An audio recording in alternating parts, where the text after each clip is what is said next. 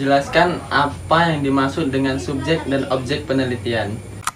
Dalam konteks penelitian, subjek dan objek merujuk pada dua aspek yang berbeda tapi saling terkaitan. Berikut ini adalah penjelasan tentang subjek dan objek penelitian. Yang pertama adalah subjek penelitian, yaitu subjek penelitian adalah individu, kelompok, atau unit analisis yang menjadi fokus utama dari penelitian.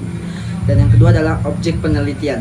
Objek penelitian itu adalah fenomena, konsep, atau variabel yang diteliti atau diamati oleh peneliti. Lalu, jelaskan apa yang dimaksud dengan populasi dan sampel. Baiklah, populasi mengacu pada kelompok lengkap dari semua elemen yang memiliki karakteristik tertentu dan menjadi fokus penelitian. Dan yang kedua adalah sampel. Sampel itu adalah subset atau bagian yang diambil dari populasi yang lebih besar dan lain-lainnya. Dan jelaskan alasan-alasan menggunakan sampel. Berikut adalah alasan mengapa menggunakan sampel itu penting ya. Yang pertama adalah efisiensi. Jika populasi yang ingin diteliti atau diobservasi sangat besar, sulit atau mahal untuk mengumpulkan data dari seluruh populasi. Dan yang kedua, representativitas. Dalam banyak kasus, sampel yang dipilih secara acak dapat mencerminkan karakteristik atau sifat-sifat penting dari populasi yang lebih besar. Yang ketiga adalah keterjangkauan, yaitu terkadang populasi yang ingin diteliti terdiri dari individu atau objek yang sulit dijangkau. Misalnya, jika penelitian ingin mengumpulkan data dari seluruh penduduk di suatu negara, sulit untuk mencapai setiap individu. Yang keempat, pengendalian variabel. Dengan menggunakan sampel, peneliti dapat lebih mudah mengendalikan variabel-variabel yang mempengaruhi hasil penelitian. Dan yang terakhir adalah kemudahan analisis. Menggunakan sampel yang lebih kecil memudahkan analisis data. Lalu jelaskan jenis-jenis teknik probabilitas sampling. Terdapat beberapa jenis teknik probabilitas sampling yang umum digunakan dalam penelitian, yaitu adalah yang pertama simple random sampling, adalah metode di setiap anggota populasi memiliki peluang yang sama untuk dipilih menjadi bagian dari sampel. Dan yang kedua adalah systematic sampling. Dalam systematic sampling, elemen populasi dipilih dengan menggunakan suatu pola sistematis. Yang ketiga, stratified sampling. Stratified sampling melibatkan pembagian populasi menjadi beberapa subkelompok yang disebut strata berdasarkan karakteristik tertentu yang relevan. Yang keempat adalah cluster sampling. Dalam cluster sampling, populasi dibagi menjadi kelompok-kelompok yang disebut cluster, biasanya berdasarkan lokasi geografis atau kelompok sosial.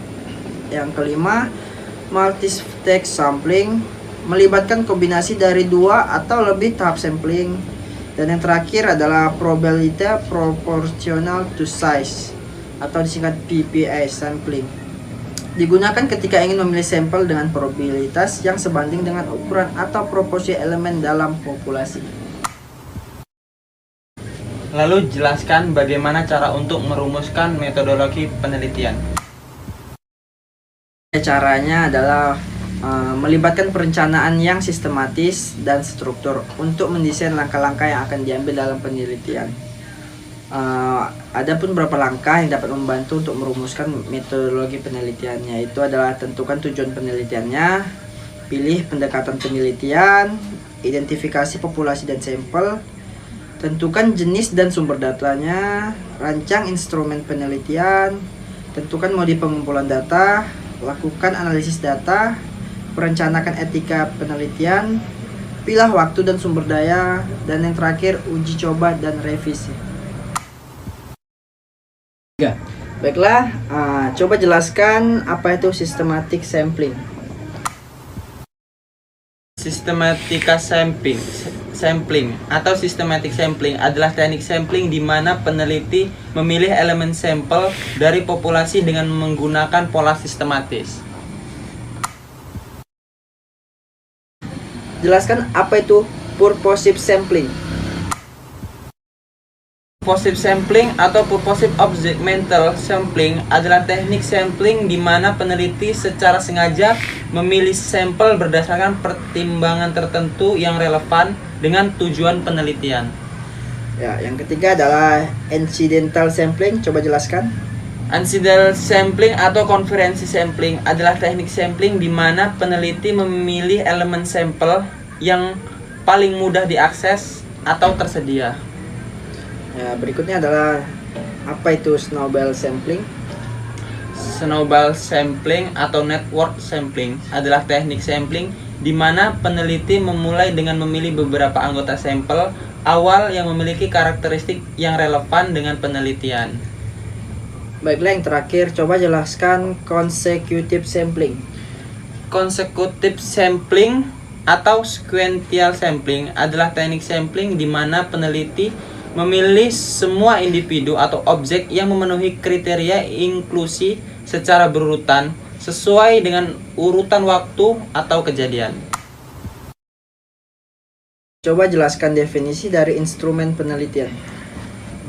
Instrumen penelitian merujuk pada alat atau sarana yang digunakan untuk mengumpulkan data dalam suatu penelitian. Instrumen penelitian membantu peneliti dalam mengumpulkan informasi yang relevan dengan tujuan penelitian dan pertanyaan penelitian yang diajukan. Instrumen penelitian dapat berupa kuesioner, wawancara, observasi, tes skala pengukuran, atau kombinasi dari beberapa alat tersebut. Pertanyaan berikutnya adalah coba jelaskan ciri-ciri manusia sebagai instrumen penelitian. Manusia dapat berperan sebagai instrumen penelitian dalam berbagai konteks, seperti dalam wawancara, observasi, studi kasus, atau penelitian kualitatif. Berikut adalah beberapa ciri manusia sebagai instrumen penelitian. 1. Kemampuan pengamatan. Manusia memiliki kemampuan untuk mengamati dan memperhatikan lingkungan sekitarnya. 2. Kemampuan komunikasi. 3. Fleksibilitas dan adaptabilitas. 4. Keterampilan sosial. 5. Subjektivitas. 6. Kemampuan analisis dan interpretasi. 7. Etika penelitian. Coba jelaskan definisi dari observasi itu apa? Observasi adalah metode pengumpulan data dalam penelitian yang melibatkan pengamatan sistematis terhadap perilaku, kejadian, atau fenomena yang terjadi secara langsung di lingkungan nyata. Baiklah, pertanyaan berikutnya adalah sebutkan dan jelaskan jenis-jenis observasi. Observasi terbuka atau open observation. Observasi terbuka dilakukan tanpa menggunakan kerangka konseptual atau panduan terperinci. 2. Observasi terarah direction observation. Observasi terarah melibatkan pengamatan terhadap variabel atau perilaku yang telah ditentukan sebelumnya oleh peneliti. Yang ketiga, observasi partisipatif. Partisipan observation. Partisipasi melibatkan keterlibatan aktif peneliti dalam situasi yang diamati. 4. Observasi non-partisipatif atau non-partisipatif observasi melibatkan pengamatan objektif tanpa campur tangan aktif dari peneliti dalam situasi yang diamati. 5. Observasi terstruktur atau structured observation.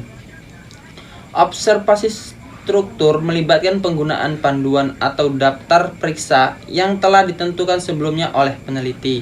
6. Observasi tidak terstruktur atau unstructured observation. Observasi tidak terstruktur dilakukan tanpa panduan atau kerangka yang ditentukan sebelumnya. 3. Jelaskan definisi teknik pengumpulan dokumen. Dalam teknik pengumpulan dokumen, terdapat dua bentuk utama, yaitu pengambilan basis data dan analisis konten. Berikut adalah penjelasan singkat tentang keduanya. Yang pertama, pengambilan basis data atau data retrieval.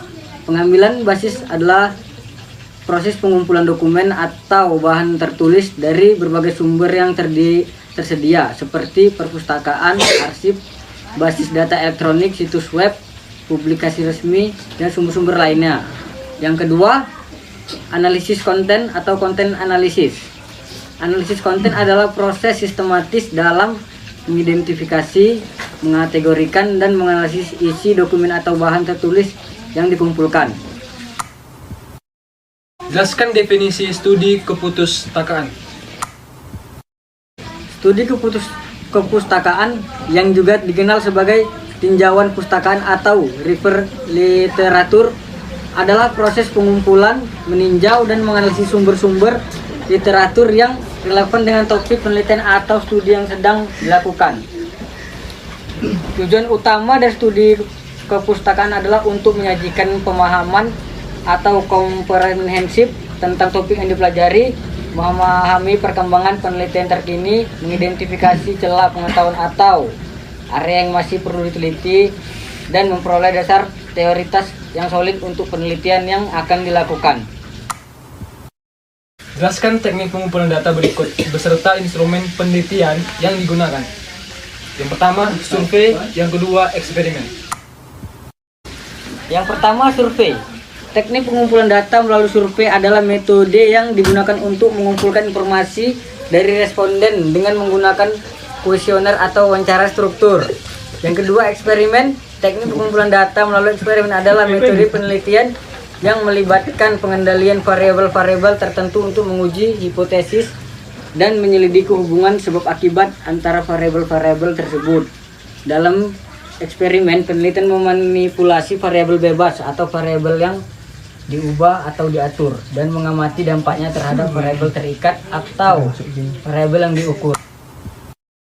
Jelaskan tahapan observasi. Tahapan observasi dapat bervariasi tergantung pada metodologi penelitian yang digunakan dan tujuannya. Penelitian yang diinginkan dan juga dicapai. Berikut adalah tahap-tahapan umum dalam observasi. Yang pertama, yaitu perencanaan. Yang kedua, pengamatan dan pendahuluan. Yang ketiga, pengamatan aktual. Yang keempat, merekam data. Kelima, analisis data. Keenam, introspeksi dan kesimpulan. Yang ketujuh, dan juga yang terakhir ialah pelaporan. Jelaskanlah definisi dari wawancara. Wawancara adalah metode pengumpulan data dalam penelitian yang melibatkan interaksi langsung antara peneliti dan responden dengan tujuan mendapatkan informasi yang mendalam dan juga rinci tentang subjek yang sedang diteliti. Dalam wawancara, penelitian mengajukan serangkaian pertanyaan kepada responden dan mencatat atau merekam tanggapan mereka. Sebutkanlah jenis wawancara berdasarkan bentuk pertanyaan yang dimuat dalam panduan wawancara. Berdasarkan bentuk pernyataan yang dimuat dalam panduan wawancara, terdapat beberapa jenis wawancara yang umum digunakan. Berikut adalah beberapa contoh jenis wawancara berdasarkan bentuk pertanyaannya. Yang pertama, wawancara terbuka atau open-ended interview. Yang kedua, wawancara tertutup atau closed-ended interview. Yang ketiga, wawancara semi-terstruktur atau semi-structured interview. Yang keempat, wawancara fokus atau focus group interview. Dan yang kelima adalah wawancara tersamar atau hidden interview. Jelaskan langkah-langkah wawancara. Adapun langkah-langkahnya itu sebagai berikut. Yang pertama, persiapan yang terdiri dari tentukan tujuan wawancara, identifikasi responden, perencanaan pernyataan, dan juga uji pernyataan. Yang kedua, pendekatan dan pengenalan. Terdiri dari kenalkan diri, membangun hubungan, serta ciptakan suasana yang nyaman dan ramah dengan responden. Yang ketiga, pengumpulan data. Yang keempat, catat dan dokumentasikan berupa rekaman, video, maupun catatan. Dan yang terakhir, penutup dan terima kasih. Mengakhiri wawancara ketika semua pertanyaan telah diajukan, beritahu responden bahwa wawancara telah selesai. Jelaskan definisi teknik pengumpulan dokumen. Teknik pengumpulan dokumen adalah metode dalam penelitian yang digunakan untuk mengumpulkan dan menganalisis dokumen atau bahan tertulis yang berkaitan dengan topik penelitian.